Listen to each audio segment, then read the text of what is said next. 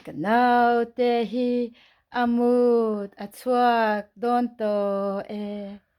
Kanau te hi muhle le se be le. Amut lo chuan keiman ka beng mu ange. Anu apa lo ho thuai ang che langa rua pui asure sa khilam peng ron zo la lo zang phar de rang che chingi a trape rolling a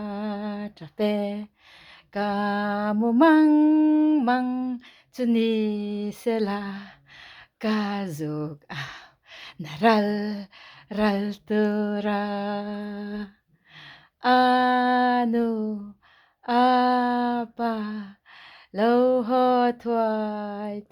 ang che langa rua pui asure sa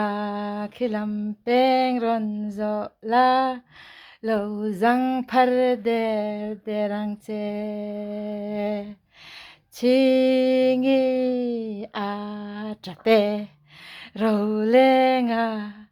a trape kamu mang chuni sela kazuk naral tura này cái mumu bị tê mumu good boy mumu